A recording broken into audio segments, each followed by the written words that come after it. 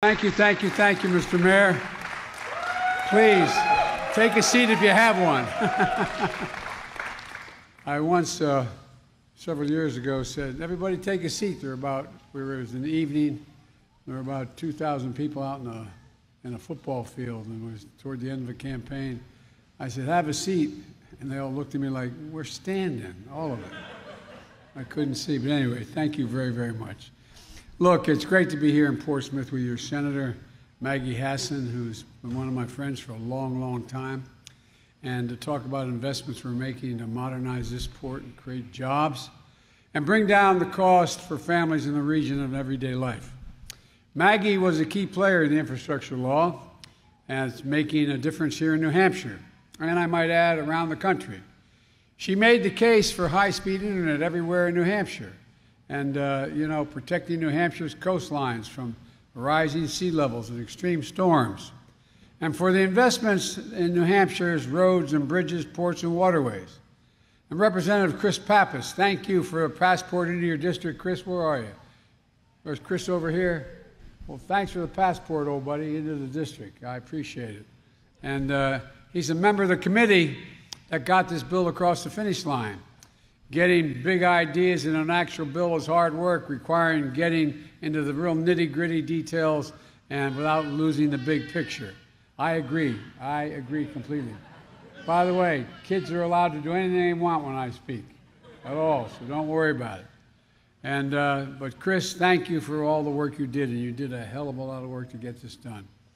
And always making the economic case for how clean water, access to the internet, rebuilding a bridge, investing in this port matters to your lives, the lives of your families, and quite frankly, to the entire region.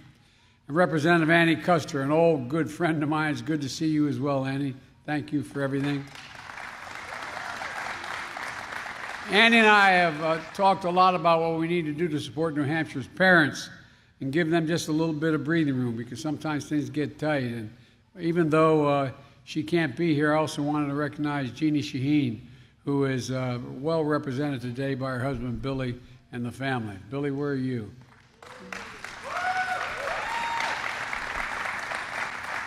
If I can only have one guy in the foxhole with me, I pick Billy. Good to see you, Billy.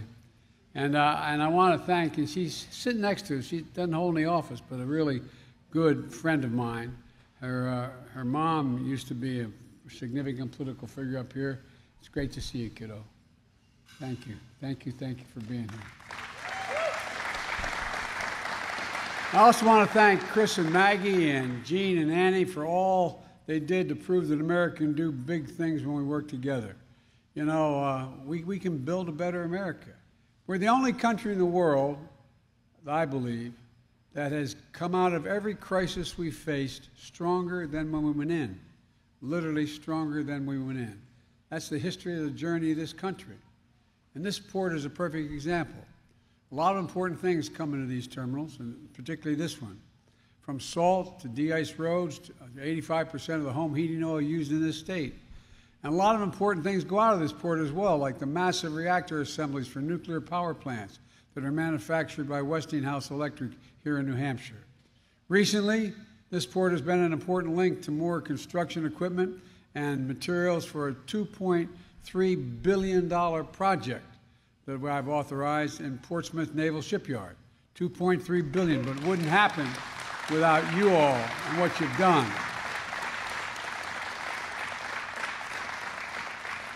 Now, I know they say the port's in Maine, but I've always thought it was in New Hampshire. But that's what Billy taught me. And where the Navy's nuclear-powered attack submarines are built as well and are stationed. Look, all in, this port supports over 2,300 jobs. 2,300 jobs adds $275 million to this region's economy. And that's not even counting the more than 6,000 civilian contractors and jobs here over at the Navy Yard. Jobs in Maine, New Hampshire, and all around the region. But this port has even more potential than that. Until recently, the area in the harbor called the Turning Basin was only 800 feet long. and often meant that pilots had to turn around a 765-foot ship in 800 feet. I call that tough parallel parking, man. But seriously. And it meant that, to be safe, some of the ships could only come in or sail out on high tide. They could only sail at night, or when they couldn't sail when there was too much wind. They couldn't, because they get knocked off course. And here's why it matters. When you keep a ship in dock after the cargo has been delivered, it can cost $90,000 a day when that ship is in port. And those costs get passed on to you, consumers, whatever it happens to be. It also has been a problem for decades. But with an $18 million investment from the Army Corps of Engineers and the help of Maggie and Chris, the port and union labor, we widened that turning basin to 1,200 feet. We got it done. Now, it's easier, faster, and cheaper and safer for ships to get in and out. And the port can welcome larger ships, more cargo, like the massive towers and hubs needed for offshore wind farms. Look, we've also announced an additional $1.7 million investment into dredge, another tricky part of a shipping channel where the sands build up. Without that dredging project, the port might need more restrictions on what ships can and can't pass through this harbor. Instead of turning away business, we're sending a message. This port is open for business and will be for a long time. And we're sending the same message with our investments in roads and bridges here in New Hampshire. Back in November, Maggie, Chris, and Annie were with me when I visited PEMI, the PEMI Bridge in Woodstock, a couple of hours just northwest of here. The bridge opened in 1939. Not a big bridge, but it solved big problems. Local businesses depended on it. School buses crossed it every day. Without the bridge, the trucks on the other side of the river would have to take a 10-mile detour to get around to the other side of the river. Folks, when fires and emergencies, every single mile matters and counts how long it takes to get there. Right now, there are nearly 200 bridges deemed deficient in New Hampshire alone. There's about 315 such bridges in Maine. And many of these are less trafficked bridges that are essential to small towns and rural areas for farmers and small businesses. Let me give you an example. I was just in Pittsburgh not long ago, I guess a little over a month ago. And I got there the morning that one of its bridges collapsed. The bridge was built in 1939, if I'm not mistaken, and had been put on a list of being dangerous. It was about a 12-story drop from the middle of that bridge down to a small creek, and it was a ravine that covered about 300 yards. Had it not been a snow day before, there would have been a lot of school buses on that bridge. A lot of kids would have been killed. I'm not joking. You probably saw it on the front page of every paper in America. Well, guess what? It's happening all over the country.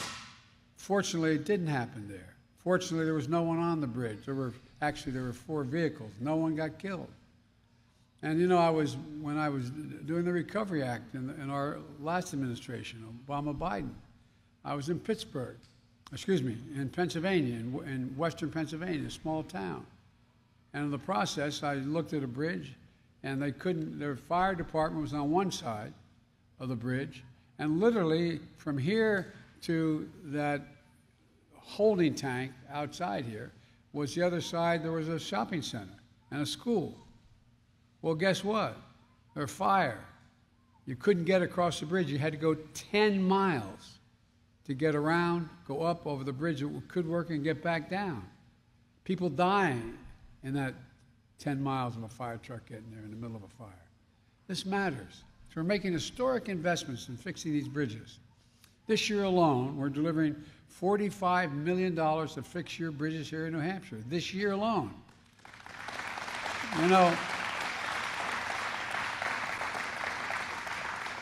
The last fellow had this job, kept talking about infrastructure week for 4 years.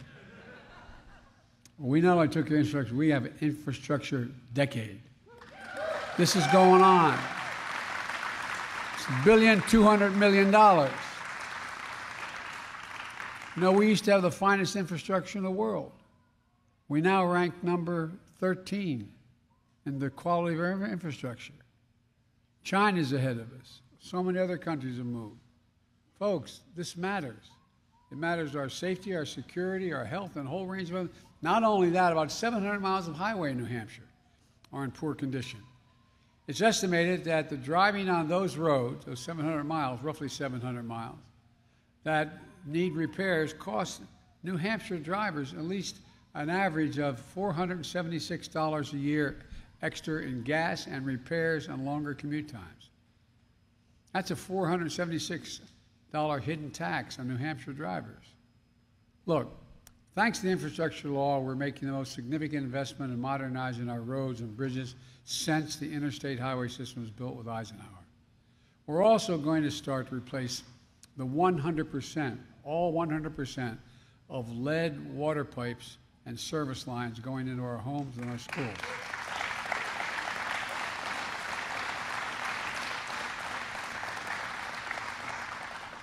There are 10 million homes and 400,000 schools and preschools and daycare centers that have lead water pipes bringing the water in.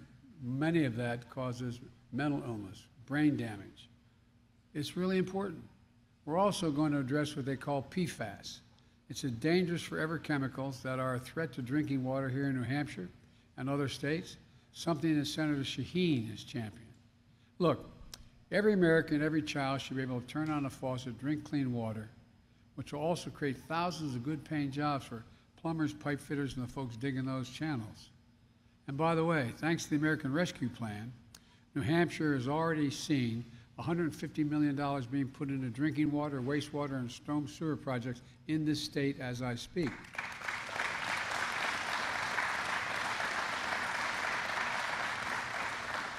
Maggie and Chris and Annie, we share a core belief. High-speed internet is essential to success in the 21st century. But even today, 1 in every 10 people in New Hampshire, 1 in 10 households, don't have high-speed internet. That's a lot of places where there's no broadband or infrastructure at all in New Hampshire. It's not just New Hampshire families, but for New Hampshire businesses as well. This law is going to make high-speed internet affordable and available everywhere in New Hampshire, Maine, and the region, urban, suburban, rural. It's going to create jobs. Thousands of union technicians are going to be laying down these broadband lines.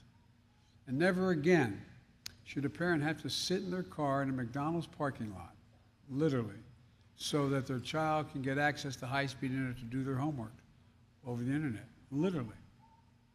Folks, look, the law also builds up our resilience to extreme weather. 15 years ago this week, this state experienced a second 100-year flood in a space of 11 months. Cars submerged, thousands of evacuations, people lost everything they owned twice. Our infrastructure law upgrades stormwater management systems, builds new transmission lines and towers so fewer will be flooded out in their homes or lose power in days and weeks because of these storms. There's so much more in this law. I'm not going to bore you with the rest of it, but it's significant. Look, we made a lot of progress, and we have an incredible opportunity ahead of us. But we know what families are still struggling with higher prices. I grew up in a family where the price of gasoline went up at the pump was a discussion at the kitchen table because my dad, who was a good man, made a decent living, but it was always on the margins. Everything mattered. So let's be absolutely clear about why we have such high prices now. There are 2 reasons.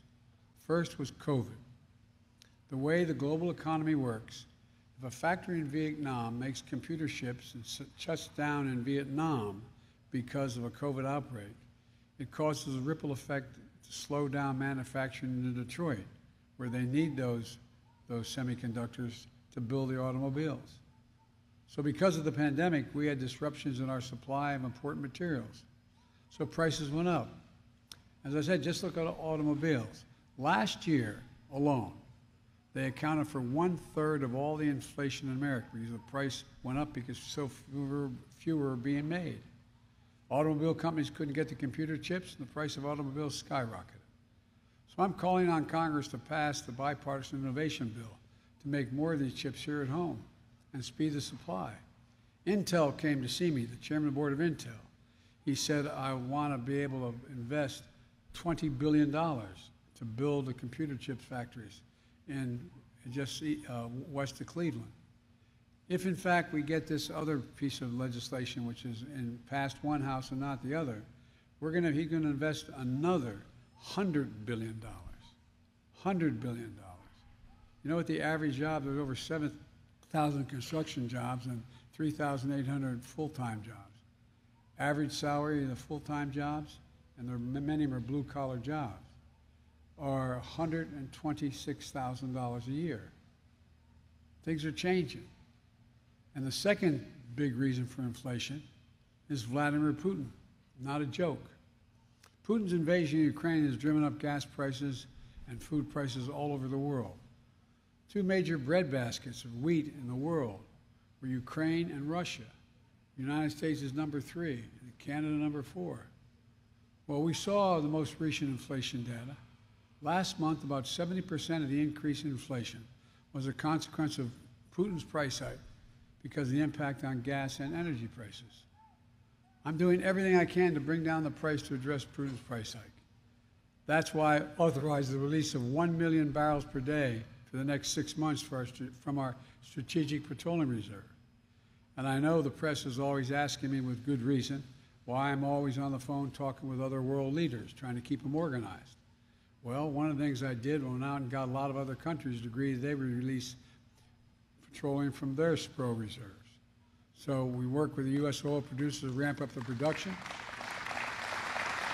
And we coordinated this release with our partners, allies around the world. And shortly after I made the announcement, another 30 countries agreed to 60 million additional barrels a day on the market. So now we have 240 million barrels a day for the next 6 months. That's the largest collective reserve release in history. Nations coming together to help deny Putin the ability to weaponize energy resources against American families and families in Europe and around the world. But there's more that need to be done. And Americans should already be seeing the savings. Although it's only gone down about 18 cents, the savings are starting. Beyond gas prices, I've called on Congress to move immediately to lower the cost of family utility bills, prescription drug bills, and more, while lowering the deficit and reducing inflation. That would make a big difference for families. We can do a lot of these things without raising a single penny on taxes of anyone making less than $400,000 a year. Nobody making less than $400,000 will see a single penny in their taxes raised. It's the best way Congress can address inflation right now.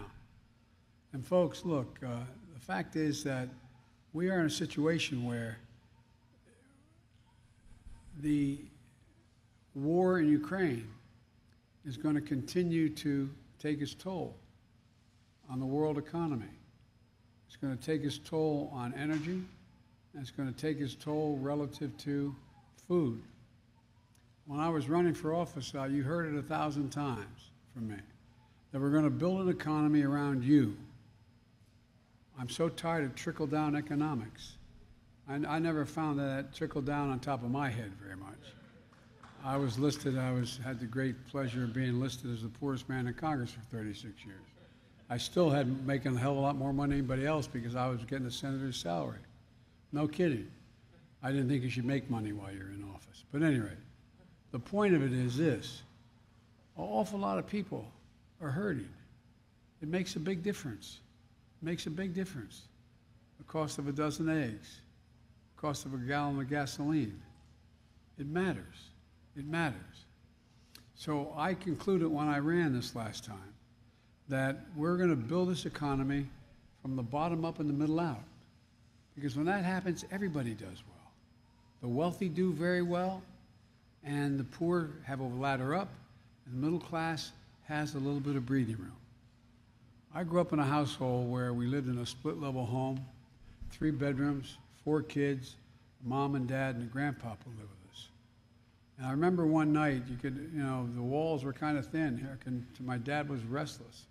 Next morning when he went to work, I asked Mom what was the problem. She said, he just noticed his company just said, no more, not going to cover health insurance anymore. It matters. These things matter to people. They matter to ordinary people. We can, in fact, provide for anyone who has type 1 diabetes or a child, or 200,000 kids who have it. They need that insulin every single day. Average cost is $647 a month, sometimes as low as $90 and as high as $1,000, depending where you are. Now, how much it costs to make one of those vials of insulin? 10, T-E-N, dollars. Not a single change has been made in that insulin since it was first discovered. And so we can set that price at maximum of $35. They still make a significant profit. And what God's name are we doing? Look, I'm a capitalist. I think people should be able to go out and make millions of dollars, even $1 billion if you can make it. But at least pay your fair share. Pay something. Pay something. By the way, I'm being deadly earnest. You know, it's just, you know, I come from the corporate capital of the world, Delaware. More corporations are incorporated in the state of Delaware than every other state in the nation combined.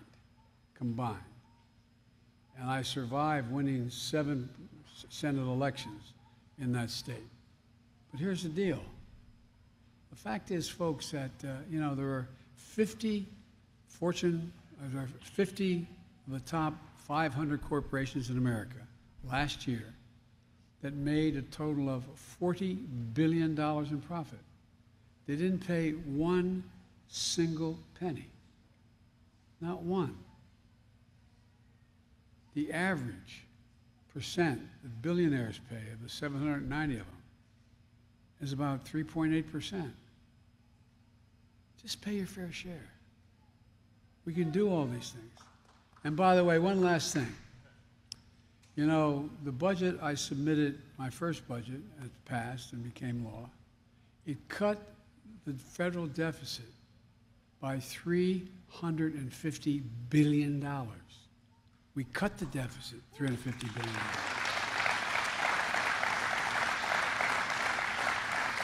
And the budget I propose this year, if it comes to total fruition, will cut the deficit by $1.3 trillion.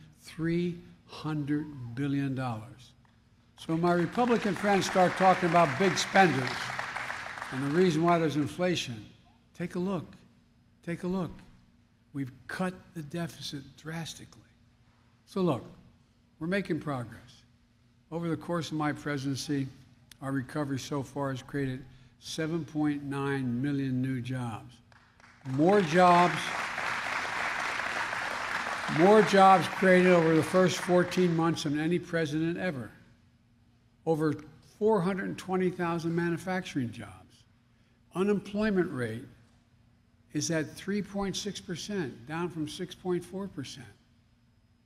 In the state of New Hampshire, you're down from, I think it's 4.2% to 3.2%. Folks, in Maine, you've added 28,000 jobs and unemployment has dropped from 4.4 to 3.6. New Hampshire, 26,000 new jobs, dropped from 4.2, I misspoke, to 2.5%.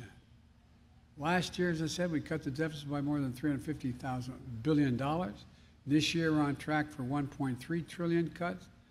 And look, that'd be the largest debt reduction in American history.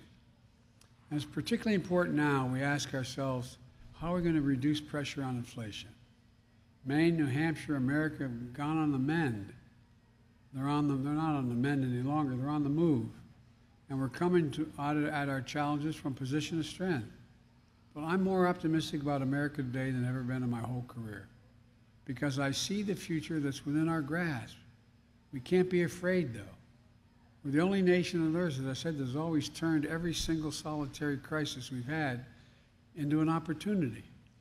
That's exactly what we're going to do today if we do it together. It's about being together, the United States of America. When we do that, there's not a single thing we can't do. Well, God bless you all, and may God protect our troops. Thank you, thank you, thank you.